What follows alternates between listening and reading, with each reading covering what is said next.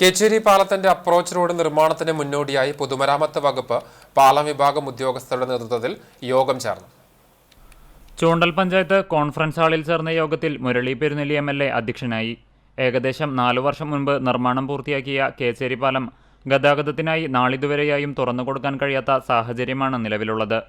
പാലം നിർമ്മാണത്തിനൊപ്പം approach road നിർമ്മിക്കാതിരുന്നതാണ് ഇത്തരം സാഹചര്യത്തിന് വഴിയൊരുക്കിയത്. പൊതുമരാമത്ത് പാലം വിഭാഗത്തിന്റെ ഗുരുതരമായ വീഴ്ചയാണ് അപ്രോച്ച് റോഡ് നിർമ്മിക്കുന്നതിന് തടസ്സമായത്.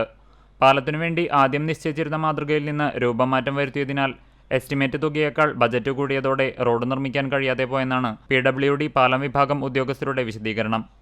എന്നാൽ ഈ വിശദീകരണത്തെ യോഗത്തിൽ MLA ചോദ്യം ചെയ്തു. ഉദ്യോഗസ്ഥരുടെ ഭാഗത്തുനിന്നുണ്ടായ വീഴ്ചയാണ് ഗതാഗതത്തിന് ഉപകരിക്കാത്ത ഇത്തരത്തിലൊരു പാലം നിർമ്മിക്കുന്നതിന് കാരണമായതെന്നും MLA പറഞ്ഞു. പാലം പണി കഴിഞ്ഞ് ഉദ്ഘാടനത്തിന് വേണ്ടി മന്ത്രിയുടെ ബന്ധപ്പെടുമ്പോഴാണ് പാലത്തിനപ്പുറത്ത് കൊണ്ട് നടക്കാൻ വകുപ്പില്ല. അതിന് ചോദിക്കണം, നിങ്ങൾ കച്ചേരി കടവും ഒക്കെ പറഞ്ഞിട്ടുണ്ടാവാം.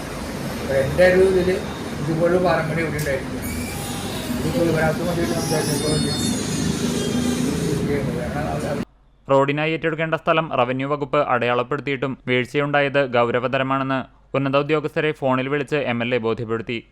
തുടർന്ന് പാലവും അപ്രോച്ച് റോഡിന് ഏറ്റെടുക്കേണ്ട സ്ഥലങ്ങളും MLAയും ഉദ്യോഗസ്ഥരും സന്ദർശിച്ചു.